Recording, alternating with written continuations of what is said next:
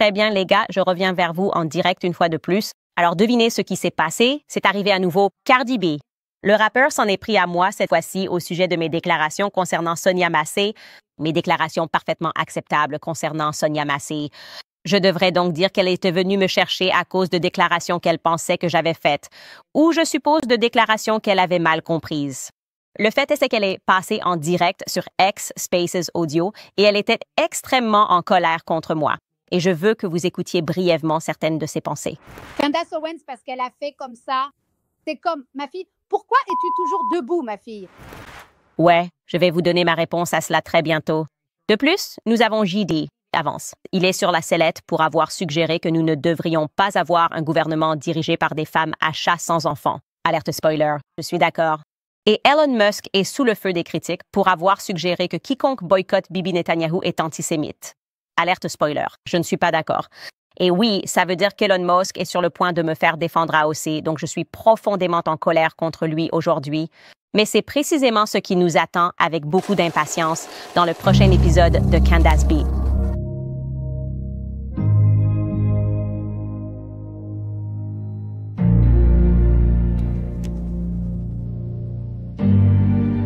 D'accord, laissez-moi vous rafraîchir la mémoire très brièvement.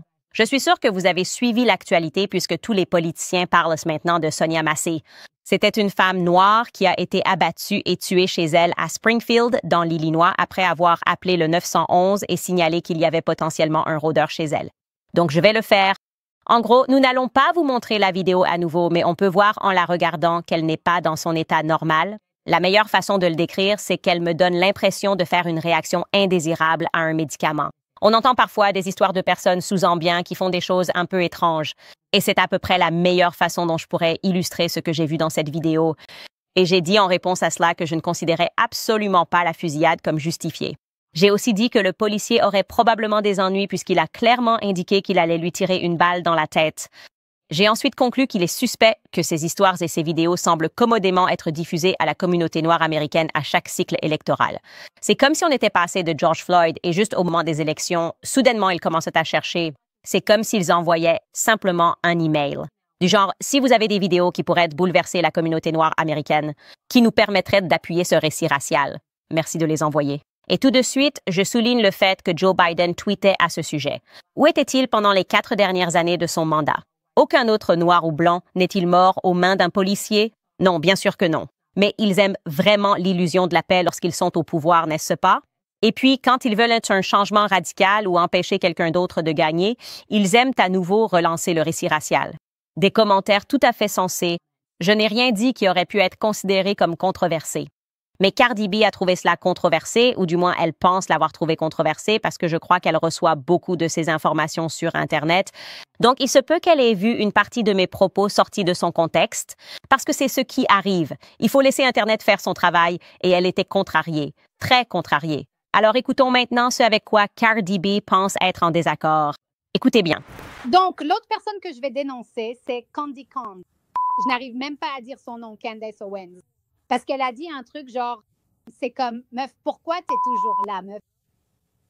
Sérieusement, pourquoi tu es toujours là? Tu sais, j'ai vu des extraits de différentes choses qu'elle a dites sur différents sujets. Et parfois, je me dis, OK, tu sais, je ne te donnerai jamais un 10 parce que je ne t'aime pas. Je ne vais jamais te donner 10 parce que je ne t'aime pas. Je te donne un 8 sur 7. Donc, certaines choses qu'elle a dites, vous savez, au cours de l'année passée, quelque chose qu'elle a dit, beaucoup de choses qui semblent avoir du sens ou qui ne le sont pas. Cela a du sens, parfois non.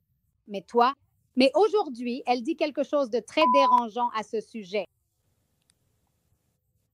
Désolée, je m'étouffe un peu. C'est bon. Elle a dit quelque chose de très dérangeant, inquiétant à propos de l'affaire Sonia Massey. Et c'est juste comme, yo, pourquoi tu dois toujours faire ça? Pourquoi tu dois toujours faire ça? Genre, pourquoi tu dois toujours aller jusque-là? C'est comme si tu devais toujours aller jusque-là. Et c'est comme, pourquoi tu dois aller jusque-là? Pour que tu sois assise ici à dire ça, c'est comme, oh, on ne peut pas tout blâmer sur le racial. Tout n'est pas une question de race. Je sais que c'est triste, mais ce n'est pas quelque chose de racial. Il y a plus de personnes blanches tuées par la police. Et c'est comme, meuf, tais-toi. Tu ne ressens même pas un tout petit peu d'empathie, un tout petit peu de compassion pour la façon dont cette femme est morte. Il n'y a pas eu de dispute, il n'y a pas eu de conflit, il n'y a pas eu d'éclat de voix et elle s'est fait tirer dessus. Donc, c'est un bon moment pour s'arrêter avant de la laisser continuer à parler. Parce que, encore une fois, ce qui a tendance à se passer dans ces circonstances, c'est que l'Amérique noire apprend systématiquement à être contrariée, à être en colère et à faire exactement ce que fait Cardi B. Et c'est pour cela que je la prends toujours en exemple parce qu'elle a une immense plateforme et qu'elle dit des choses. Elle n'a aucune idée de ce dont elle parle. De toute évidence, elle n'a pas écouté l'intégralité de mon émission. Elle n'a pas écouté tout le contexte et pourtant, elle amène les gens à croire que j'ai, d'une manière ou d'une autre, justifié la fusillade de Sonia Massey. C'est ça. Parce que si vous écoutez simplement ce qu'elle a dit, vous vous diriez « Oh mon Dieu, Candace est encore en train de tout foutre en l'air. Candace a dû aller dans son émission et dire « Écoutez les gars, ce n'est pas une question de race. Tout cela est parfaitement normal. » Et elle n'a montré aucune empathie envers la situation. Et c'est pour cela que les gens la considèrent comme un idiot utile.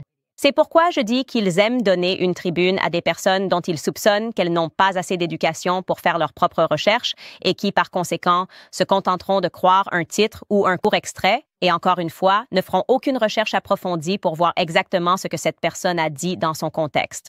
Donc, je vais simplement donner à Cardi B une partie de ce que j'ai dit qu'elle n'a clairement pas vu parce que j'ai vu le même extrait qui a été monté intentionnellement ou plutôt, je devrais dire, déformé. Monté intentionnellement. Découpé intentionnellement de manière à faire croire que je défendais simplement ce qui était arrivé à Sonia Massey. Voici mes véritables propos qui, étrangement, ressemblent beaucoup à ce que Cardi B venait de dire à la fin. Écoutez bien. Alors, quand on a parlé de cette affaire pour la première fois, on nous a dit, je ne sais pas, qu'il y avait une sorte de menace avec de l'eau bouillante. Oui, bien sûr, elle agit de façon erratique. Et il y avait une situation où elle aurait pu jeter l'eau bouillante sur les policiers, mais ils n'étaient nulle part près d'elle et ensuite ils lui ont tiré dessus. Ce qui, pour moi, étant donné le contexte et le fait que vous saviez que cette femme n'était pas dans un état mental stable, et même si elle vous avait jeté de l'eau bouillante, je ne vois pas en quoi le fait qu'elle ait dit « je vais te réprimander », je crois qu'elle a dit « au nom du Seigneur ». Et ensuite, il répond « non, tu ne le feras pas parce que je vais te tirer dessus ». Je veux dire, c'est vraiment extrême, très agressif. Et ensuite, il continue. Elle dit « je vais te tirer une balle dans la tête ». Franchement, c'est du genre « de quoi parlez-vous au juste ?» À propos d'une femme avec de l'eau bouillante. À mon avis, il aurait simplement dû utiliser son taser s'il se sentait menacé par l'eau bouillante ou bien s'il pensait vraiment devoir utiliser son arme. Pourquoi ne pas lui avoir tiré dans le pied ou quelque part plus bas? Pour moi, cela ne semblait absolument pas être une réponse appropriée. Maintenant, en mettant cela de côté, bien sûr, comme je le dis depuis toujours, nous pouvons nous sortir de cette situation. Donc, vous pouvez très, très bien voir ce que j'ai dit là. Et il est certain que cela ne ressemble pas à une tentative de justifier ce qui s'est passé. Mais ce qui la dérange et la raison pour laquelle ils m'ont coupé au montage, c'est que j'ai de nouveau rendu évident pour l'Amérique noire, car beaucoup d'Afro-Américains regardent ce podcast et commencent à me voir dans mon contexte complet, que l'on peut remarquer ce genre de comportement. Vous commencerez à voir ces tendances à l'approche d'une élection. Il va y avoir une histoire où ce qu'ils veulent, c'est que les Noirs réagissent de façon radicale, irrationnelle, qu'ils soient en colère, qu'ils se retournent les uns contre les autres, qu'ils brûlent leur propre quartier. Et j'ai dit, ne laissez pas cela arriver. N'autorisez pas les personnes qui ont de grandes plateformes à vous convaincre que cela doit être votre combat, que vous devez sortir et crier à ce sujet. À la place, votez en fonction de ce qui va réellement compter. C'est essentiellement ce que j'ai dit à l'Amérique noire. Et Cardi B décide alors d'être exactement l'exemple de ce contre quoi je mettais en garde. Écoutez plutôt. Et puis c'était genre, OK, il n'a absolument rien dit de racial, n'est-ce pas? Il n'a rien dit comme une insulte raciale ou quoi que ce soit. Mais une chose est sûre, c'est qu'on sait très bien qu'il savait au fond de lui que parce qu'elle était une femme noire, il allait s'en sortir. Voilà. OK, alors... Mettons ça en pause un instant. Donc ça, c'est n'importe quoi, non? Dire que la seule chose dont on est sûr, c'est qu'il savait, au fond de lui, qu'elle était une femme noire et qu'il allait donc s'en sortir, c'est vraiment absurde et ça va à l'encontre de tout ce qu'on a vu depuis le début du mouvement BLM. Au contraire, il y a des policiers qui risquent de la prison, comme l'officier asiatique et Derek Chauvin, qui n'avaient rien à voir avec tout ça et qui ont tout perdu. Il était pratiquement nouveau sur les lieux et s'est retrouvé là alors qu'ils essayaient d'appréhender George Floyd. C'est en fait tout le contraire. Donc, l'idée que ce type n'a qu'on ait la moindre preuve que c'était motivé par le racisme est ridicule. C'est encore une fois les médias qui essaient de convaincre et Cardi B qui s'aligne sur les médias pour essayer de persuader les Noirs de voir un problème racial là où il n'y en a pas. Et encore une fois, la seule raison pour laquelle ils font cela n'est-ce pas. Vous ne voyez aucun exemple au cours des 4 dernières années depuis George Floyd où ils insistent vraiment sur ce point. Et l'Amérique noire, cela n'aurait pas dû arriver. Vous devriez être en colère. La seule raison pour laquelle ils font cela, c'est parce que nous sommes en période électorale. Je souligne cela parce que c'est tellement évident à quel point c'est ridicule. Mais une chose que nous savons avec certitude, c'est ce qu'il avait en tête. C'est ce que dit Cardi B. Écoutons-la continuer. Qui pensait s'en sortir. Non seulement il le pensait, mais le département le pensait aussi, car ils n'ont pas dit à son fils ni à son père qu'un policier lui avait tiré dessus. Donc, ils pensaient vraiment qu'ils allaient s'en sortir. Et cela avait tout à voir avec le fait qu'elle était noire. Ainsi, personne n'est obligé de prononcer des insultes racistes. Mais vous ne savez pas que c'était motivé par des raisons raciales. Allez. Et puis, c'est juste comme, yo, chaud. Attendez, quel âge a Candace Owens? Quel âge a Candace Owens? Quel âge a Candace Owens? Elle doit avoir à peu près mon âge.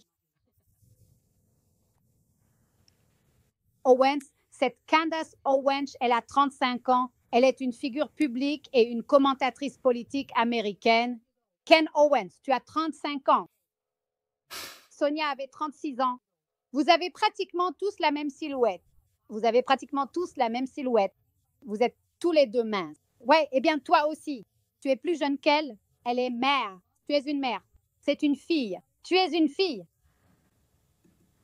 Elle a un père qui prend soin d'elle. Tu as un père qui se soucie d'elle. Chienne, ça pourrait t'arriver un jour. Non, et ça pourrait même être pire parce que tu es le genre de personne que si un flic t'arrêtait, tu deviendrais vraiment insolente. Et dès que tu deviens insolente, ce type te tire dessus. Cette fille n'a même pas élevé la voix, n'a pas insulté, n'a pas crié, rien. Il n'y a eu aucune confrontation. Elle s'est fait tirer dessus sans raison. Et puis tu restes là à dire « Oh, c'est très pratique que ça sorte justement quand il y a toute cette histoire avec Joe Biden, Kamala et Trump. » Pour être honnête, quand j'ai vu cette vidéo, les dernières personnes auxquelles j'ai pensé et la dernière chose à laquelle j'ai pensé, c'était Joe Biden, Kamala ou ce foutu Trump. OK, on peut sortir de là. C'est tellement ridicule. Encore une fois, comment la dernière personne à laquelle tu penses, surtout sachant que Joe Biden a effectivement fait une déclaration sur Twitter. Ils ont tous publié des commentaires sur Twitter à propos de la fusillade. C'est pourquoi j'avertissais bien sûr l'Amérique noire de se méfier de cela. Encore une fois, pourquoi ne martèlent-ils pas ce sujet? Pourquoi ne battent-ils pas ce tambour tout au long de leur mandat? Pourquoi est-ce toujours une année électorale? Maintenant, je veux vraiment revenir en arrière et essayer de comprendre sa logique. Elle essaye de me dire que ça pourrait m'arriver parce qu'elle a cherché mon âge sur Google, ce que j'ai trouvé plutôt correct, en fait. Elle a fait une recherche Google en direct et puis elle a dit phonétiquement « Oh, alors quel âge a cette personne? » Et elle a découvert que j'ai 35 ans. Et elle a dit « Eh bien, Sonia est aussi dans la même tranche d'âge. » Elle a dit que Sonia avait 36 ans. En fait, je ne sais même pas si c'est vrai que Sonia avait 36 ans. Elle a dit « Vous êtes toutes les deux aussi minces. » D'accord? Donc, nous sommes minces. Et nous avons toutes les deux aussi des parts qui nous émanent. Donc, ça pourrait être moi. D'accord? C'est à peu près le niveau de stupidité auquel je crois que la gauche et les médias veulent que tous les Noirs fonctionnent. C'est ce que je répète encore et encore. Ils veulent essentiellement dire « Tu ressembles à cette personne. » Et donc, à moins que tu réagisses littéralement, ce sera toi demain. Maintenant, je n'ai pas réagi et je n'ai pas parlé de la fusillade de Sonia Massé à cause de la couleur de sa peau, de sa morphologie ou par peur que cela ne puisse pas m'arriver. J'y ai réagi parce que c'était très similaire de regarder la fusillade et de simplement dire ce qui est vrai et ce que je ressentais. Et ce que je ressens comme vrai, c'est que cette femme n'avait pas besoin de mourir ce jour-là. Elle n'en avait tout simplement pas besoin. Et je l'ai dit, et je suis une personne. Je suis radicalement pro-police. Je pense qu'ils ont le métier le plus difficile. Et c'est en partie la raison pour laquelle j'ai ressenti le besoin de commenter cela. C'est parce que nous voulons montrer qu'en tant que personne radicalement pro-police, nous sommes sensés.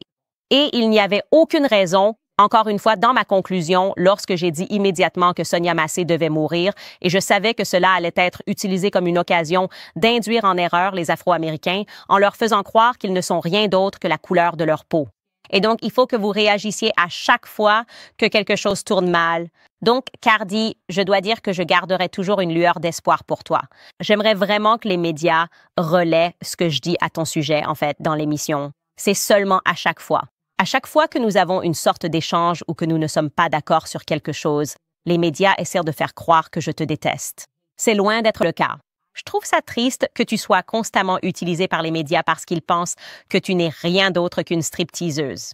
Sincèrement, je l'ai répété encore et encore, tu ne te rends même pas compte que tu es un pion dans un jeu bien plus grave et bien plus sinistre que tu ne pourrais l'imaginer. Et je pense que lorsque tu réagis à ces situations, Cardi, tu es sincère. Je ressens cette sincérité en toi. Je le répète sans cesse, quand je t'ai vu dans Love and Hip Hop, c'était évident que tu étais une star. Et c'était à cause de cette authenticité perçue, de ce facteur authentique que tu possèdes. Et puis, il m'est apparu très vite que tu étais utilisé. Tu es toujours utilisé. Tu ne sais même pas que tu es utilisé. Tu penses que tu agis avec sincérité, mais en réalité, ce n'est pas le cas. Ton cœur est peut-être à la bonne place, mais tes émotions sont manipulées par des personnes bien plus malveillantes que toi. Et l'ironie absolue que tu choisisses justement cette semaine pour t'en prendre à moi, en fait. Et évidemment, je m'attends à ce qu'il y ait beaucoup de gros titres concernant mon entretien de demain qui sera diffusé demain avec Amber Rose. Mais tu es revenu sur le sujet, en fait, tu es revenu sur le sujet. Une discussion à ton sujet et sur ta situation s'est engagée entre Amber et moi, et je veux juste que tu vois un petit extrait de cette conversation maintenant. Écoute ça. Je peux regarder Cardi et elle me rappelle moi-même. Je sais que je peux regarder ce qu'elle publie. J'ai vu d'autres choses qu'elle a dites et je me dis, c'est moi. Toute la journée, tous les jours. Elle a fait Ellen, elle a fait toutes ses émissions comme les talk shows de fin de soirée. Et je les ai vus. Ils sont là, genre, donc tu étais stripteaseuse? Et elle répond, je suis une superstar internationale, tu sais. Et c'est la première chose à laquelle ils pensent. Ils me font exactement la même chose. Et je peux l'entendre dans sa voix. J'y suis déjà passée, je te le promets. J'y suis passée tellement de fois et une fois que je me suis libérée, maintenant, je peux juste être qui j'ai envie d'être, peu importe ce que c'est, même pour l'avenir, elle y arrivera aussi un jour. Oui, j'ai toujours l'espoir que tu y arriveras un jour et que tu te libéreras.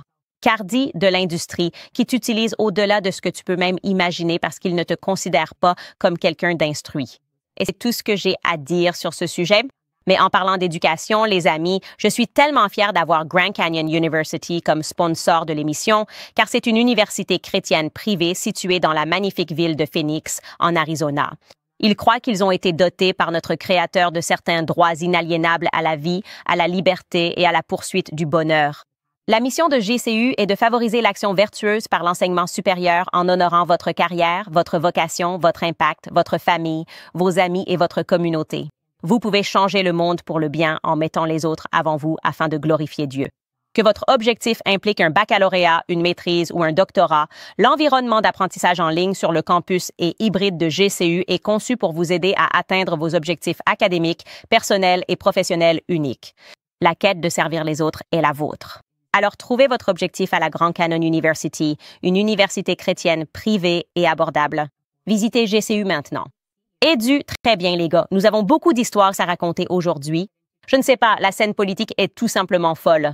Bien sûr, nous sommes, je suppose, à très peu de temps du jour des élections. C'est donc la raison pour laquelle ils cherchent des récits partout. Et il semble que la gauche et la droite soient à couteau tiré. Mais en quelque sorte, je développe cette perspective. En réalité, la gauche et la droite, selon à qui vous parlez, sont les mêmes. Peut-être parce qu'une grande partie du mouvement conservateur a été reprise par les néoconservateurs, qui ont beaucoup de pouvoir et qu'en fin de compte, ce qu'ils veulent est pratiquement la même chose quand on y réfléchit. Mais je vais garder ce coup de gueule pour un autre jour. Donc, GD. Vance, j'ai dit que je n'étais pas totalement sûre à son sujet, mais je suis très ouvert à son égard en me basant sur la façon dont il a voté au Sénat. Eh bien, il est bien sûr sous le feu des critiques. Maintenant, ils passent au peigne fin tout ce que J.D. Vance a pu dire et ils ont trouvé quelque chose. La gauche a touché le jackpot. Ils ont trouvé un extrait de J.D. Vance datant de juillet 2021 où il dit que le Parti démocrate est dirigé par des vieilles filles sans enfants et leurs chats. Écoutez ce qu'il avait à dire. Ce que je disais en gros, c'est que dans ce pays, nous sommes en réalité dirigés via les démocrates, via nos oligarques d'entreprise, par une bande de vieilles filles sans enfants et leurs chats qui sont malheureuses dans leur propre vie et dans les choix qu'elles ont faits. Et donc elles veulent rendre le reste du pays malheureux. Et c'est tout simplement un fait. Regardez Kamala Harris, Pete Buttigieg, AOC, tout l'avenir des démocrates est contrôlé par des personnes sans enfants. Et comment cela a-t-il du sens que nous ayons confié notre pays à des gens qui n'ont pas vraiment d'intérêt direct dedans? Et il a totalement raison, mais comme je l'ai dit, il ne faut pas se mettre en travers d'une gauche qui peut s'emparer de ça et dire « Oh mon Dieu, comment a-t-il pu dire ça? » Et comment pouvons-nous rendre les électeurs émotionnels? Parce que c'est le but du jeu.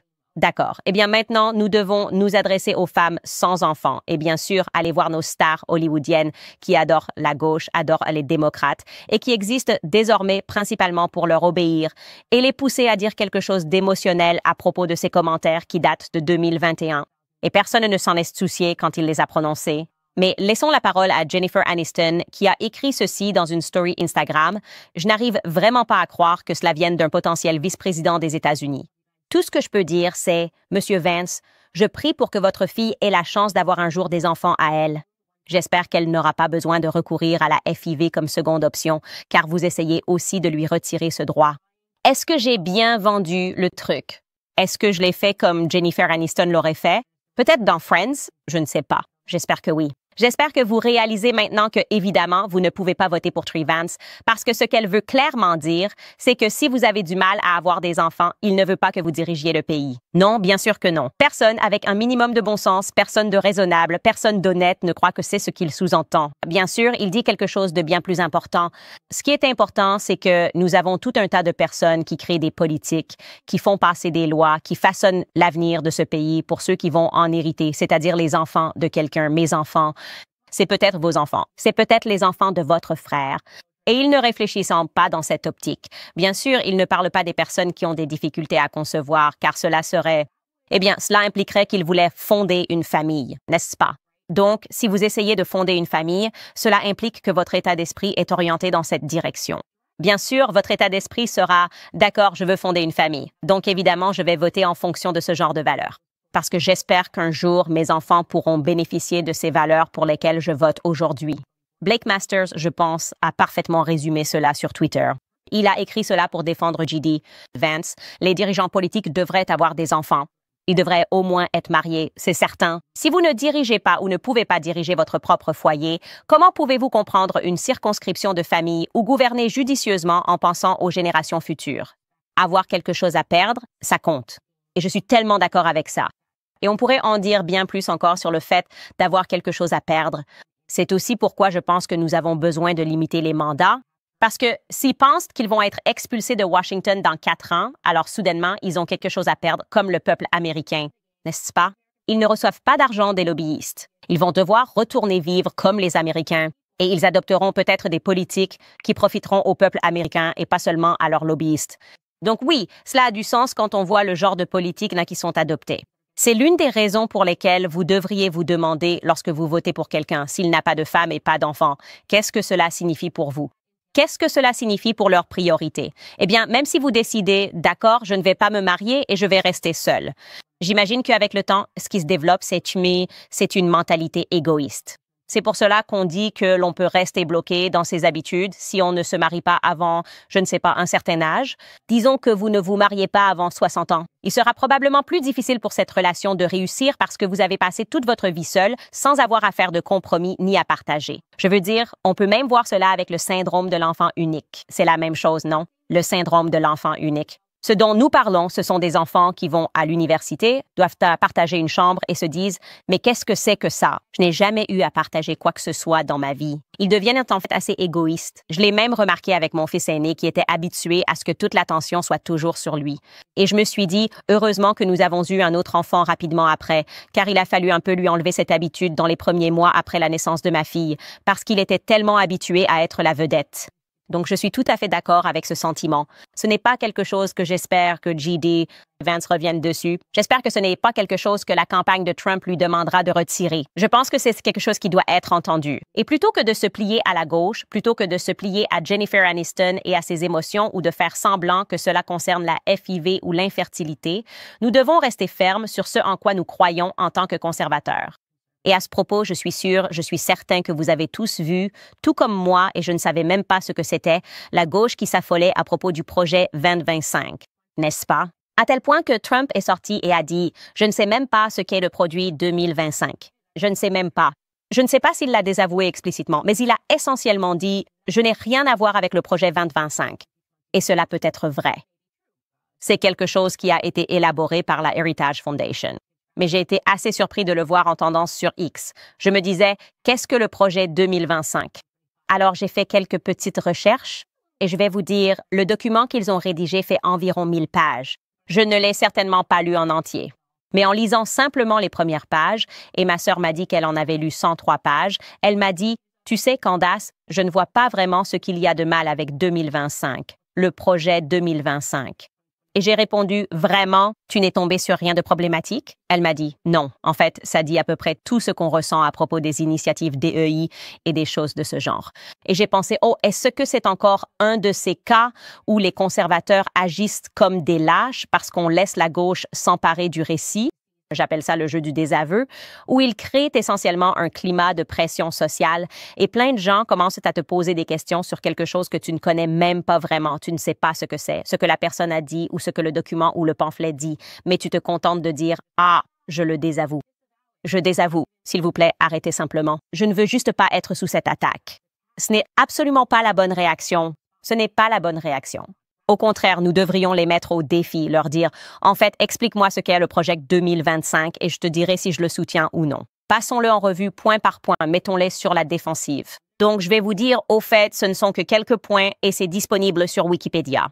Vous savez, Wikipédia est tellement contrôlé par la gauche et par l'ADL, mais ils vont essayer de dire les pires choses possibles sur le projet 2025 parce qu'ils nous détestent. Ils détestent les conservateurs.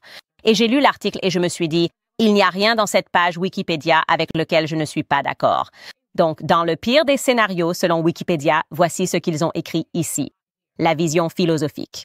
Le document principal du projet 2025 expose 4 objectifs principaux. Restaurer la famille comme centre de la vie américaine, démanteler l'État administratif, défendre la souveraineté et les frontières de la nation et garantir ce qu'ils considèrent comme la clé d'une vie épanouie, qui se trouve principalement dans la famille, le mariage, les enfants, les dîners de Thanksgiving et ce genre de choses. La personne qui a écrit ceci affirme, et surtout dans la dévotion religieuse et la spiritualité. Qu'est-ce que je suis censé ne pas aimer là-dedans? Est-ce que des conservateurs ont dit cela d'ailleurs? Je n'ai pas fait attention. Y a-t-il eu des conservateurs qui ont dit que le projet 2025 est mauvais?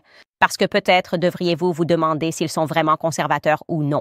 Le texte poursuit en disant que l'inflation ravage les budgets familiaux, que les décès par overdose de drogue continuent d'augmenter et que les enfants souffrent de la normalisation toxique du transgenrisme avec des drag queens et de la pornographie qui envahissent les bibliothèques de leurs écoles. Encore une fois, n'est-ce pas, je ne sais pas, exemplaire de nos positions conservatrices.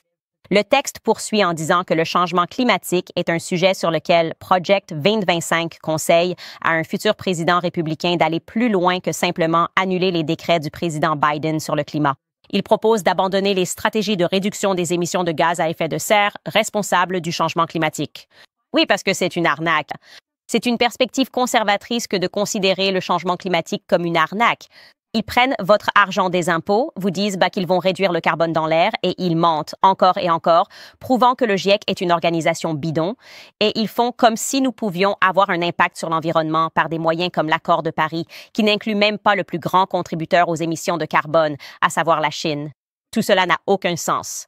Tout cela est un mensonge. Tout cela vise à vous rendre émotionnel et à vous faire accepter de donner plus de pouvoir et plus d'argent au gouvernement. Oh là là, ça devient encore plus fou. Il est écrit sous l'onglet politique étrangère que le projet 2025 ne favorise ni l'interventionnisme ni l'isolationnisme. Au lieu de cela, il insiste sur le fait que toutes les décisions liées à la politique étrangère doivent donner la priorité aux intérêts nationaux. L'horreur. L'horreur. Maintenant, je comprends pourquoi certains ont dû faire marche arrière et dire « Comment pourrions-nous soutenir cela? Cela ferait de nous des conservateurs? » Je veux dire, je ne comprends tout simplement pas. J'ai envoyé un tweet. Je veux dire, les gars, je suis en train de me pencher un peu sur tout ça. Est-ce que quelqu'un peut m'expliquer pourquoi on est censé faire semblant que ce document est mauvais? Et Mike Soronovich a répondu que je devrais continuer à creuser. Cela pourrait être un cheval de Troie. Cela pourrait être encore plus néoconservateur sur la question de la politique étrangère. Et je vous promets que j'approfondirai les aspects de politique étrangère de ce document. Mais je peux vous dire qu'après un rapide coup d'œil, le projet 2025 me paraît plutôt bien. Donc, si je me présente à la présidence, je veux que vous sachiez à l'avenir que s'ils viennent me voir et me demandent « Est-ce que tu soutiens le projet 2025 ?» Je vais les regarder droit dans les yeux et je vais dire oui à tout. C'est ce que nous allons faire. Nous allons mettre en œuvre le projet 2025. Nous allons restaurer les familles, nous allons restaurer la foi. Et à moins que tu puisses me montrer explicitement ce que tu trouves problématique dans ce document, je ne vais pas tomber dans ton système de « est-ce que tu désavoues » et essayer de me faire peur pour que je n'assume pas ce que je considère comme des principes conservateurs. À propos, avant que nous parlions d'Elon Musk et de la façon dont il va m'obliger à défendre AOC aujourd'hui, je tiens à vous recommander, si vous avez du mal, comme beaucoup de familles, qui peinent à subvenir à leurs besoins en ce moment sur le plan économique et que vous avez l'impression de reculer chaque mois au lieu d'avancer, s'il vous plaît, appelez mes amis d'American Financing. Ils sont là pour vous aider. Quand les factures dépassent ce que vous gagnez chaque mois et que vous devez utiliser votre carte de crédit pour combler la différence, vous avez l'impression que la dette ne fait que s'accumuler. Eh bien, si vous êtes le propriétaire de votre maison, American Financing peut certainement vous aider à sortir de ce cercle vicieux. American Financing permet à des gens comme vous d'économiser en moyenne 854 $ par mois. Pensez à ce que vous pourriez faire avec 800 $ de plus chaque mois sans avoir à vous soucier de ces paiements mensuels minimum. Et encore mieux, cela ne coûte rien de découvrir combien vous pouvez économiser. Il suffit simplement d'un appel rapide à American Financing. Et si vous commencez aujourd'hui, vous pourriez même reporter 2 paiements hypothécaires. Alors appelez American Financing dès aujourd'hui et commencez votre chemin vers la liberté face aux dettes de carte de crédit. Le numéro est le 807 95 12 10. C'est le 807 95 12 10 où vous pouvez visiter americanfinancing.net. Owens, d'accord, Elon Musk s'est réveillé. Elon Musk était en tendance d'ailleurs. J'adore ça. Une chose qu'on peut dire à propos d'Elon Musk, c'est qu'il doit vraiment croire en la liberté d'expression. Parce que le fait que Grok ait fait toute une déclaration sur le fait que les gens remettent Elon Musk en question, et Grok est l'IA qui résume ce qu'est la controverse. Et je ne sais pas ce qui s'est passé. Ça me manque un peu. Je me suis réveillée et j'ai vu qu'il était en tendance à cause de déclarations qu'il avait faites sur l'antisémitisme. Et les gens disaient essentiellement, ce n'est pas l'Elon Musk dans lequel j'ai investi. Ce n'est pas l'Elon Musk en qui je croyais. Et donc, je vais vous raconter, je suppose, un extrait de ce qui s'est passé, parce que c'était difficile de tout suivre. Mais AOC a tweeté ceci hier à propos du discours de Bibi Netanyahou, auquel d'ailleurs Elon Musk a assisté, ce dont je ne sais pas vraiment ce qui l'a poussé à y aller. Peut-être que c'est parce qu'il a rencontré Bibi Netanyahou récemment, mais il faisait partie des personnes présentes dans le public, lui offrant, je suppose, plus de 50 ovations debout, dont Bibi Netanyahou a bénéficié. Mais le tweet d'AOC dit, pour que ce soit bien clair, Netanyahou a perdu tellement de soutien qu'il ne s'adresse plus qu'à une fraction du Congrès lorsque cela se produit. Ils remplissent les sièges avec des non-membres, comme ce qu'ils font lors des cérémonies de remise de prix, afin de donner l'apparence d'une salle pleine et d'un soutien massif. Donc, c'est une affirmation factuelle ici. Il n'y a rien dans ce qu'elle a dit qui, je pense, devrait vraiment nous contrarier. J'en ai parlé hier dans l'émission. Beaucoup de membres du Congrès ont refusé d'assister, Thomas Masset étant l'un d'eux, qui est mon membre du Congrès préféré depuis des années. Vérifiez. Vous pouvez vérifier les enregistrements. Je l'ai reçu dans mon émission bien avant le 7 octobre en disant qu'il était un député idéal parce qu'il défend vraiment le peuple américain et vote toujours contre chaque dollar envoyé à l'étranger. Il devrait y avoir plus de personnes comme lui au Congrès. Mais Elon Musk a répondu ceci à AOC. Il a écrit « Le Parti démocrate est devenu ouvertement et fièrement antisémite ». Il est vraiment difficile de savoir s'il dit que son tweet à elle est antisémite, ce que j'espère sincèrement qu'il ne dit pas, sous-entendant que lorsqu'elle nous dit qu'il crée une illusion, ce que vous voyez n'est qu'un spectacle. Et cela se répète encore et encore. Honnêtement, le monde est devenu une scène. C'est vraiment devenu une scène. Elle vous fait comprendre que vous voyez comme si c'était des applaudissements nourris et que votre Congrès est d'accord avec lui. Mais en réalité, ils ont dû faire venir des acteurs. Peut-être qu'ils disaient « Oui, tu es un stagiaire. Tu remplis ce siège, ce banc, parce qu'ils veulent créer l'illusion qu'il a le soutien total du Congrès alors que ce n'est pas le cas. Franchement, cela ne devrait pas être autorisé. » Mais elle nous dit que ça l'est.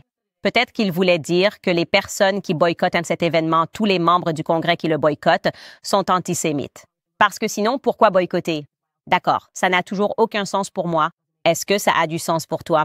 Parce que dans ce cas, il dirait essentiellement que Thomas Masset est antisémite. Et j'ai des sentiments très forts à ce sujet. Je pense que la plupart d'entre vous savent ce que je ressens à propos de Thomas Masset. Je pense qu'il devrait être président des États-Unis. Je ramperai sur du verre brisé pour voter pour Thomas Masset comme président des États-Unis. Donc, si Elon Musk s'en prend à Thomas Masset, alors Elon Musk s'en prend à moi. Si l'implication est que Thomas Masset ne peut pas représenter le peuple américain en disant « Je ne vais pas me présenter à ce spectacle de guerre », c'est exactement ça. Il s'agit de promouvoir la guerre avec l'Iran, parce que c'est ce que veut Bibi Netanyahou. Si cela fait de lui un antisémite et un ennemi d'Elon Musk, parce que j'imagine qu'il est ami avec Bibi, alors je suppose qu'Elon Musk et moi, on n'est pas du même côté. C'est ce que je ressens. C'est à quel point j'ai du respect pour le travail accompli par Thomas Masset. Il incarne toutes les qualités, chaque parcelle de caractère que chaque personne que nous envoyons à Washington devrait posséder. Et pourtant, ce n'est pas le cas. Et cela m'amène à la question suivante. Qu'est-ce que l'antisémitisme? Parce que je vais vous dire, je commence vraiment à en avoir marre de ce qui est si évident. Je vais vous dire ce que c'est. La définition du thémotisme, c'est que tout le monde dans le monde a le droit de critiquer Bibi Netanyahou, sauf vous, les Américains. C'est là où nous en sommes aujourd'hui, c'est la définition actuelle. N'oubliez pas cela. J'ai un jour longuement parlé avec un rabbin et il m'a dit que la définition change constamment, afin qu'il puisse la modifier et la faire évoluer chaque jour. Mais je dirais qu'officiellement, depuis hier, la définition est devenue que tout le monde dans le monde a le droit de critiquer Israël et de critiquer Bibi Netanyahou, sauf les Américains qui le financent. Si ce sont les Américains qui le font, alors on peut les traiter d'antisémites et essayer de leur ruiner la vie. Et je vais vous en donner un exemple. Des personnes qui ont ouvertement critiqué BN Netanyahou et qui n'ont pas été traitées d'antisémites. Et je pense que le meilleur exemple serait A.R. Emanuel. Je dirais qu'A.R. Emanuel est, d'un point de vue commercial, l'un des Juifs les plus puissants d'Amérique. Je pense que c'est un fait absolu. Il possède Endeavor. Il possède une tonne d'entreprises qui sont sous la marque Endeavor. L'UFC en fait partie. A.R. Emanuel a notoirement fait en sorte que Kanye West soit mis sur liste noire à Hollywood en écrivant une lettre. Après avoir écrit cette lettre, Kanye West, qui est l'une des personnes les plus célèbres au monde, a été lâché par Adidas, lâché par Gap, d'accord? À cause de son antisémitisme. Écoutez Ari Emanuel parler de Bibi Netanyahou. Cela a été enregistré, je crois, en mai, il y a seulement quelques mois. Écoutez bien.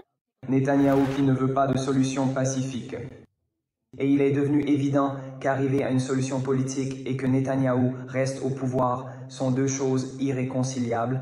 Les Juifs du passé ne sont pas des gens égoïstes.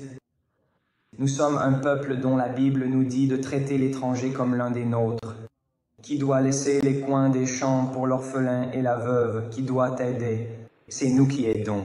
Pendant le mouvement des droits civiques dans ce pays, lorsque Andrew Goodman et Michael Schwarer ont donné leur vie pour la cause au Mississippi le 24 juin 1964. Nous étions un peuple charitable, mais Bibi Netanyahou est fondamentalement égoïste. Le prix à payer pour donner à cet homme ce qu'il veut est devenu bien trop élevé pour bien trop de gens.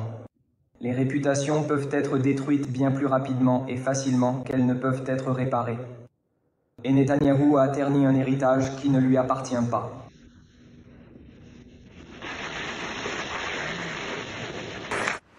Au fait, vous devriez aller écouter ce discours dans son intégralité, car je suis presque certain que c'est ce que des gens comme moi disent depuis très longtemps. Tout ce qu'il a fait a été un désastre. Et pour tous ceux qui pensent qu'il s'agit de la montée de l'antisémitisme en Amérique, peut-être devriez-vous essayer de voir cela sous un autre angle. C'est la montée de personnes qui s'opposent à Bibi Netanyahou et qui commencent à se lasser de ses méthodes de voyou. Et je veux être clair, je crois que ce qu'il fait, ce sont bien des méthodes de voyou. Je vais vous montrer un extrait de Bibi Netanyahou dans un instant. Mais d'abord, je veux que vous regardiez cette vidéo parce que, encore une fois, apparemment, si vous le dites et que vous êtes noir et américain, cela fait de vous un antisémite. Ari Emanuel l'a dit.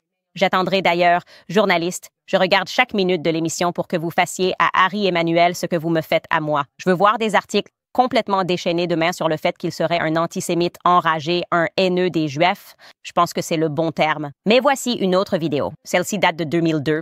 Une femme nommée Shulamit Aloni, je prononce peut-être mal son nom. C'était une femme politique israélienne. Elle a fondé le parti Rot. Elle a aussi été dirigeante du parti Meretz. Elle a été ministre de l'Éducation pendant 1 an. Et en 2002, elle a reçu le prix d'Israël, qui est la plus haute distinction culturelle du pays. Voici ce qu'elle a dit lors d'une interview radio en 2002. Écoutez bien. Votre voix critique est rarement entendue aux États-Unis. Souvent, lorsque les critiques sont exprimées aux États-Unis contre les politiques du gouvernement israélien, les gens ici sont traités d'antisémites. Quelle est votre réponse à cela en tant que juive israélienne? Eh bien, c'est un truc. On l'utilise toujours. Quand quelqu'un en Europe critique Israël, alors on évoque la Shoah. Quand dans ce pays, des gens critiquent Israël, alors ils sont qualifiés d'antisémites et l'organisation est puissante et dispose de beaucoup d'argent Et les liens entre Israël et l'establishment juif américain sont très forts. Et ils sont puissants dans ce pays, comme vous le savez, ils ont du pouvoir, ce qui est acceptable. Ce sont des gens talentueux et ils ont le pouvoir, l'argent, les médias et d'autres choses. Et leur attitude, c'est Israël, mon pays, qu'il ait raison ou tort, c'est l'identification. Et ils ne sont pas prêts à entendre la critique. Et il est très facile d'accuser d'antisémitisme les personnes qui critiquent certains actes du gouvernement israélien, de brandir la Shoah et la souffrance du peuple juif pour justifier tout ce que nous faisons aux Palestiniens. Pour être clair, ce sont ses propos, pas les miens. Donc, si vous voulez attaquer la réunion, si vous voulez l'attaquer elle, cela ne me pose aucun problème. J'essaie simplement de comprendre quelle est la définition de l'antisémitisme parce que je suis presque certain que tout ce qu'elle vient de dire serait catégorisé comme antisémite puisqu'elle critique le gouvernement auquel elle a appartenu. Pour être clair, c'était une femme politique d'extrême gauche, ou du moins c'est ainsi qu'elle est décrite en ligne, qu'elle était une femme politique d'extrême gauche. Mais comme je l'ai dit, elle a été ministre de l'Éducation pendant 1 an. Donc cela signifie que les Américains juifs ont le droit de critiquer Bibi. À Yahoo, nous avons cette femme qui a servi dans le gouvernement israélien et qui est autorisée à critiquer Israël. Au cas où vous l'auriez manqué, puisque les médias ne vous le disent jamais et font comme si c'était juste un problème américain ou que ça se passait au Royaume-Uni, il y a des manifestations non-stop en Israël contre Bibi Netanyahou en ce moment même. Voici un titre ici. J'aurais pu vous montrer une vidéo, mais je vous montre simplement une photo ici. Manifestation en Israël. Des milliers de personnes se rassemblent contre l'immunité de Netanyahou. D'accord? Donc, apparemment, tout le monde a le droit de critiquer Israël, de manifester contre l'immunité de Netanyahou, tant qu'on n'est pas un Américain qui paye des impôts, j'imagine, parce qu'on a le droit de critiquer notre propre gouvernement. On a le droit de critiquer Biden ou de choisir de critiquer Trump. Mais pour une raison quelconque, ce sujet est une zone interdite. Ils essaieront de ruiner toute votre vie. Les médias s'en prendront à vous. Et elle affirme qu'ils ont du pouvoir dans les médias. Je ne l'affirme pas, mais je peux dire que je constate clairement une attaque concertée contre moi, comme s'il y avait un contrat sur ma tête dans les médias, simplement parce que je ne suis pas d'accord avec Bibi Netanyahou. Et je vais vous expliquer pourquoi je ne le soutiens pas. J'ai été très explicite à ce sujet. Je n'aime pas sa brutalité. Je n'aime pas la façon dont il parle de l'Amérique. Je trouve que c'est absolument lamentable que des gens à droite prétendent se soucier de la liberté d'expression, de la souveraineté nationale ou du mouvement conservateur et qu'ils ignorent complètement ce que Bibi Netanyahou a publiquement déclaré à propos des Américains, faisant comme s'il nous tenait dans sa poche, comme si nous n'avions rien à dire sur ce qui se passe dans notre gouvernement, menaçant que si on le boycotte, eh bien, eux-mêmes seront boycottés. Nous faisons passer des lois en Amérique. Je vais vous montrer un extrait de Bibi Netanyahou, puis je vous dirai ce qu'il dit en anglais, et je vous montrerai aussi un tweet pour illustrer cela. Mais jouons-le simplement. Avant tout, c'est ici en hébreu.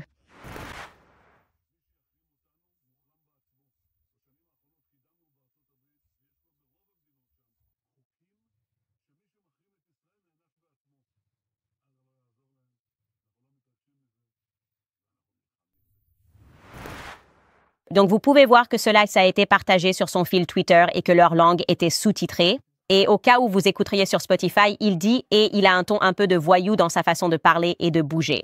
Quiconque nous boycotte sera lui-même boycotté. Au cours des dernières années, nous avons fait avancer cela aux États-Unis et il existe maintenant des lois dans la plupart des États ici stipulant que toute personne qui boycotte Israël sera elle-même punie. Donc, cela ne leur servira à rien.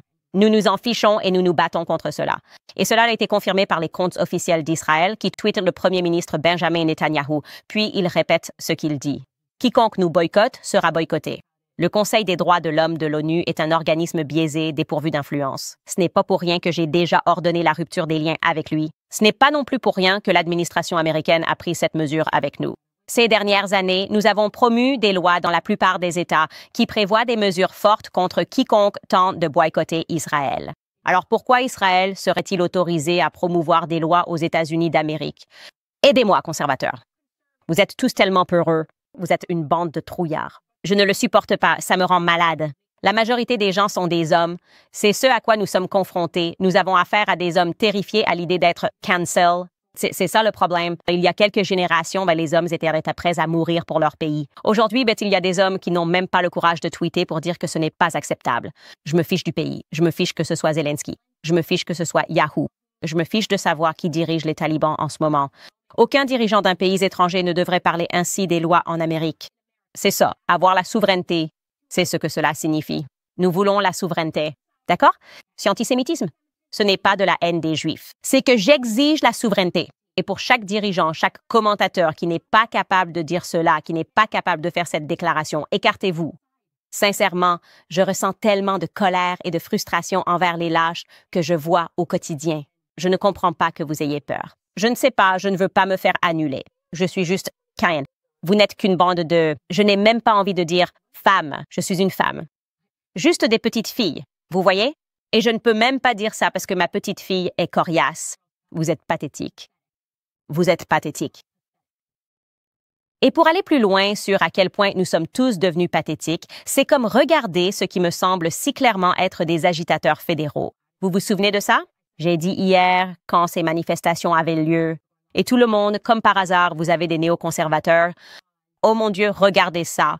Netanyahou qui parle. Et cette personne brûle un drapeau américain. Vous voyez, j'imagine que ça veut dire que les gens du Moyen-Orient sont mauvais et arriérés. Et c'est un récit parfait. J'ai vu cette vidéo et je vais vous la montrer tout de suite. Ces deux personnes, même pas masquées, ne cachant pas leur visage, brandissant fièrement un drapeau palestinien, dansant et le brûlant. Et je me suis dit, comme c'est étrange, cette vidéo où une personne ne prend même pas la peine de se couvrir le visage et fait ça, je m'en fiche. Je sais qu'il y a des fous à gauche.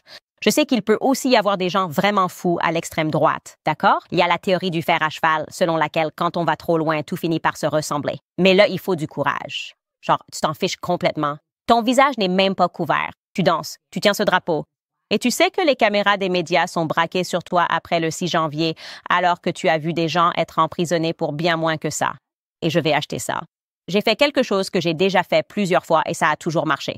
Je dis, si vous avez des informations sur cette personne, envoyez-les-moi. Pas parce que je vais essayer de faire arrêter cette personne. Regardez cette personne-là. Mais parce que je veux juste m'assurer qu'il s'agit bien d'un Américain et non d'un agitateur fédéral d'une manière ou d'une autre qui essaie de pousser les gens à enfreindre la loi. Exactement comme on l'a vu le 6 janvier, exactement comme on l'a vu avec Reyes. D'accord, qui est cette personne qui porte des lunettes de soleil et qui danse partout?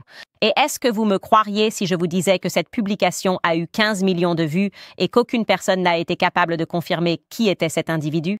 Qu'aucune personne n'a pu confirmer qui sont ces gens qui sont arrivés avec de l'essence et ont allumé un feu juste à côté du Capitole?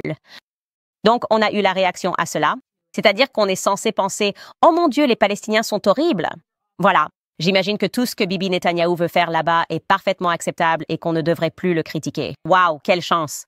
Au fait, une question? Je ne sais pas. Me voilà en train de faire appel à mon bon sens.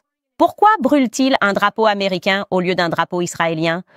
Ah, c'est parce qu'on essaye de rallier les Américains à notre cause, n'est-ce pas? Les néoconservateurs, l'extrême, tout le monde manipule les Américains en ce moment. C'est vrai, on se fait manipuler. Le monde est une scène. Tout cela est de la mise en scène. Ce n'est pas réel, ce n'est tout simplement pas réel. Je n'arrive pas à trouver qui sont ces individus. Donc, tant que personne n'identifie qui est cette personne qui danse en tenant un drapeau palestinien, je vais continuer à dire que, pour moi, cela ressemble à un agitateur fédéral. Et pourquoi essaie-t-il d'agiter la situation alors que les Américains sont impatients d'entrer en guerre avec l'Iran? Je dis ça depuis 4 ans et maintenant tu as Bibi Netanyahou, qui a réellement dit dans son discours d'hier qu'ils avaient essayé de tuer Trump. Et s'ils réussissent à tuer Trump, il l'a vraiment dit à les gars, s'ils réussissent à tuer Trump, j'espère que vous répondrez à l'Iran. Maintenant, Trump a partagé cela sur Truth Social. Et je me suis dit, je ne connais pas Trump. Ça ressemble un peu à une menace. Je ne sais pas et je n'aime pas ce genre de langage. S'ils réussissent la prochaine fois à tuer Trump, j'espère que les Américains iront en guerre contre l'Iran. Réveille-toi, Donald Trump. Ça ne me plaît pas du tout qu'ils disent ça. C'est très étrange qu'ils disent que l'Iran a essayé de te tuer. Cela semble vraiment étrange que l'Iran essaie de faire ça à Butler, en Pennsylvanie, juste avant ton élection. D'accord, alors mettons tous nos casquettes de réflexion. Je le dis depuis des années. Ils veulent aller en guerre et ils sont prêts à tout pour y arriver. Et d'ailleurs, au cas où vous ne suivriez pas tous les arguments pour lesquels on vous dit que vous devez soutenir Bibi Netanyahou, il semble que chaque fois que Bibi Netanyahou vient en Amérique et suggère qu'il faut faire la guerre à un pays, on part instantanément en guerre contre ce pays. Regardez cette compilation. Si vous retirez l'Union soviétique et son principal proxy, l'OLP, le terrorisme international s'effondrerait. Si vous éliminez Saddam, le régime de Saddam, je vous garantis que cela aura d'énormes répercussions positives. Évidemment, nous aimerions voir un changement de régime, en tout cas moi, en Iran. tout comme j'aimerais en voir un en Iran. La question maintenant est une question pratique. Quel est le meilleur endroit pour commencer? La question n'est pas de savoir si le régime irakien doit être renversé, mais quand il doit l'être. La question n'est pas de savoir si vous souhaitez un changement de régime en Iran, mais comment y parvenir. Là-bas, y a-t-il d'autres nations contre lesquelles vous recommanderiez que les États-Unis lancent des attaques préventives? À ce stade, la réponse est catégoriquement oui. Les deux nations qui rivalisent, qui sont en concurrence pour être les premières à obtenir l'arme nucléaire, sont l'Irak et l'Iran. Mais une troisième nation d'ailleurs est aussi la Libye. La Libye essaie très rapidement de se doter de la capacité de fabriquer une bombe atomique. Vous avez donc maintenant trois nations qui s'unissent pour arrêter la marche de conquête, de subjugation et de terreur de l'Iran. Irak, Libye, Syrie. Il le dit, nous le faisons. Et maintenant, il dit que l'Iran pourrait tuer le président Trump. Et si cela arrive, alors il vaudrait mieux que nous disions tous que nous partons en guerre tout de suite et qu'on ne pose plus aucune question. Laissez-moi vous dire quelque chose tout de suite. S'il arrive quelque chose au président Trump, j'aurai beaucoup d'autres questions et je ferai une déclaration au peuple américain. S'il vous plaît, écoutez-moi. N'envoyez pas vos fils et vos filles se battre dans cette guerre planifiée. Ils préparent cette guerre depuis des années, d'accord? Ne les croyez pas quand ils disent qu'ils possèdent des armes de destruction massive. Ils essaient cette stratégie depuis des années dans différents pays avec lesquels ils veulent la guerre, d'accord? Arrêtez de laisser ces oligarques élitistes, ce tout petit groupe qui profite de ces guerres sans fin, vous pousser à l'émotion et à l'irrationalité et permettre que vos enfants meurent sur un sol étranger. Aucune fille ni aucun fils américain ne mourra à l'étranger pour cette guerre planifiée. Prenez cet engagement, engagez-vous sincèrement envers vous-même. Très bien, les amis, passons à certains de vos commentaires ici. Laissez-moi jeter un œil au chat en direct ici et voir ce que vous dites. Est-ce que vous êtes d'accord avec moi? Voici ce que nous avons. Cette personne dit que le Christ est roi. Merci, désolé pour le pourboire. Et merci aussi à tous ceux d'entre vous qui sont allés sur Club Candace et ont acheté des Estes Cups. Pour ceux d'entre vous qui soutiennent l'émission sur Locals, si ce n'est pas le cas, allez sur locals.com. Littéralement, vous pouvez donner $1 par mois si c'est tout ce que vous pouvez faire pour nous permettre de rester libres, afin que nous puissions dire ce que nous voulons pour ne pas devenir redevables. Aux mêmes mensonges absurdes auxquels tant d'organisations sont soumises, parce qu'il n'y a pas de liberté de la presse. Il n'y a que l'influence financière sur la presse. D'accord, je retourne dans les commentaires, nous en avons beaucoup. Il écrit « La gauche critique Amber Rose maintenant qu'elle soutient Trump, remettant en question sa crédibilité à cause de ses actions passées comme un tatouage sur le front et une slut walk. Ils ignorent qu'elle a fait cela en tant que personne de gauche. Oui, je trouve ça tellement ridicule. Je veux dire, elle n'était pas là à dire qu'elle était chrétienne. Elle n'était pas là à dire qu'elle se présentait à une élection. Elle disait simplement qu'elle avait eu ce déclic, et moi aussi, il y a de nombreuses années, où elle a pris conscience qu'on lui mentait. Et c'est là où on veut que les gens en arrivent. On veut que tout le monde atteigne ce moment-là, et quand ils y arrivent, ne leur mettons pas un coup en pleine figure en les traitant de salopes, d'accord? Parce que ça ne me dérange pas si une salope se réveille un jour et change d'avis. Je n'aurais aucun problème si chaque modèle OnlyFans dans le monde se réveillait un jour et réalisait que les médias leur mentaient et les trompaient. Ça ne me dérangerait pas. Ce réveil arrive à des moments différents pour chacun. Talia dit « Merci beaucoup d'avoir parlé du projet 25, une femme qui tient parole. Oui, j'aimerais qu'on ait juste quelques hommes de plus en politique capables de faire ça. Mais peut-être que la politique attire un type d'homme bien particulier. Peut-être qu'il y a... » Cette personne F6M écrit « Candace, as-tu des réflexions sur le travail ou l'influence de Bertrand Russell? Curieux d'avoir ton avis? J'ai 18 ans et j'ai tendance à être complexée et timide. Comment fais-tu pour gérer ça? Je dirais que la meilleure façon de gérer cela, c'est simplement de continuer à lire et de savoir qu'il est normal d'explorer ses idées. Tu n'as pas besoin de savoir immédiatement ce qui est bien ou mal à 18 ans. Mais avoir le courage d'être soi-même, je pense que c'est important, parce que je crois que le monde essaye constamment de rendre les gens complexés. Comme juste s'abonner à la pensée de groupe. Que pense le groupe de moi? Que pense le groupe? Ah, le groupe dit que le féminisme est bien, donc je ferais mieux de ne pas aller contre le féminisme. Je déteste ça. Donc le fait même que tu te poses des questions et que tu regardes l'émission, tu es probablement sur la bonne voie. Cette personne dit « Je sais que ça paraît fou, mais ce sera moi qui me présenterai en 2028, 2032 ou 2036.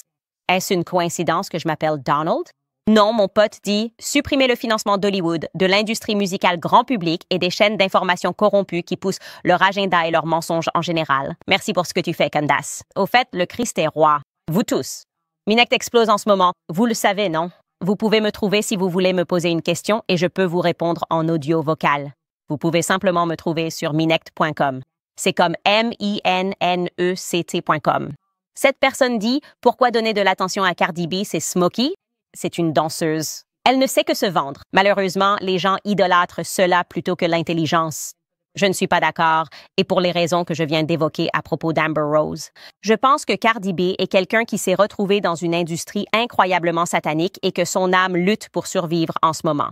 Et je ressens simplement chez elle qu'il y a un élément authentique et qu'elle est sincère même lorsqu'elle a tort. Donc, si nous pouvons commencer avec des personnes qui sont simplement authentiques, même lorsqu'elles ont tort, alors nous avons probablement une chance de les racheter ou de changer leur opinion. Je ne pense pas que nous devrions simplement abandonner tous ceux qui se trompent, parce que moi aussi je me suis déjà trompée. Il y a aussi ça. Je serais une totale hypocrite d'avoir ce point de vue sur elle. Quand je venais de la gauche et que j'avais beaucoup de perspectives de gauche quand j'étais plus jeune, Grant Brown écrit « J'ai l'impression d'avoir vu deux versions différentes du discours de Biden. L'une sur votre live stream et l'autre sur d'autres chaînes. Est-ce que quelqu'un a vécu la même chose? C'est très drôle parce que quelqu'un m'a envoyé un email et je ne l'ai pas encore sorti, mais il disait « Candace, ils ont modifié le discours par la suite. L'as-tu remarqué? » Je ne me suis pas du tout penchée sur la question, mais peut-être que les gens dans le chat en direct peuvent répondre à ta question pour savoir s'ils ont eu la même impression. Mais je pense que nous étions tous d'accord, comme tu le demandes, Grant, que tout cela semblait vraiment, vraiment étrange. L'ensemble donnait vraiment une impression très bizarre. Cette personne, merci timidement pour le compliment. Cette personne écrit « J'adorerais voir une interview Candace Owens face à Trevor Noah, voire même avec le docteur Umar. Trevor Noah ne le ferait jamais. Il s'effondrerait parce que c'est un tel imposteur. C'est un véritable imposteur. Quand on regarde son passé et d'où il vient, pour moi, tout est tellement frauduleux. Toute son histoire sur la façon dont il a grandi. Il cache beaucoup de choses. Tu devrais demander à Trevor Noah plus de choses sur son père. Il ne parle pas souvent de sa famille. J'approfondirais ce sujet si j'étais toi. » Cette personne dit Mitt Romney, le potentiel vice-président pour Kamala. Des avis? Je pense que c'est un leuse convaincu. Pourquoi pas? C'est un excellent ticket. Romney, Kamala, tu sais, deux personnes qui vont déchirer cette nation, cette personne. Enfin, Chelsea écrit « Candace, s'il te plaît, interview Lise Crocken. » Elle a ouvert l'affaire sur Pizzagate et s'intéresse aux emails de Hillary, Obama et Podesta. Elle a aussi des connaissances sur le spirit cooking chez Maria Abramovich. Abramovich, j'adorerais te voir faire un sujet là-dessus. Maria Abramovich est totalement satanique et toute célébrité qui veut avoir affaire à quelqu'un comme ça est quelqu'un en qui je n'aurais aucune confiance. Je ne me suis jamais penchée sur Pizzagate, mais j'ai vu ses emails et ils étaient extrêmement bizarres. Et c'est ce que je pense. L'une des raisons pour lesquelles Julian Assange a eu tant de problèmes, c'est d'avoir rendu ses emails publics et les gens qui commencent tout juste à se réveiller, vous devriez retourner lire ces emails. Il se passe quelque chose de très étrange. Rien n'avait de sens dans ces emails, mais ce qu'il voulait vraiment dire, je n'en ai aucune idée. Mais je suis toujours à la recherche de personnes à interviewer dans cette émission. Au fait, les gars, vous savez qu'on a fait le défi des ailes épicées. Nous allons faire une aile encore plus épicée disponible sur Locals. On va faire ça tout de suite avec l'équipe parce que j'ai promis aux gens sur Locals que je leur présenterai mon équipe et ensuite j'essaierai de tuer mon équipe avec de la sauce piquante parce que c'est ce que fait quelqu'un qui aime. Ils essaient de tuer leur équipe. Donc si on n'est pas là demain, c'est parce qu'on est mort. Je plaisante. L'épisode avec Amber Rose sera diffusé à nouveau demain. Allez sur localexcep.com pour nous soutenir dans notre indépendance ou rendez-vous sur clubcanis.com et achetez la nouvelle Standish Cup. C'est une édition grise et c'est bien sûr, vous connaissez mon expression préférée qu'Andrew Tate dit. Peux-tu lancer cette expression? Tu l'as, Sky? Oh oui, on l'a. Oui, lançons-la. Je m'en fiche. Construit différemment. Je m'en fiche. Je m'en fiche. Construit différemment. C'est ma vision des choses en tant que théoricien du complot, comme ils nous appellent. On doit l'assumer. Je m'en fiche. Construit différemment. On va poser toutes les questions, les gars. Demain encore, nous aurons Amber Rose et je vous retrouverai à ce moment-là.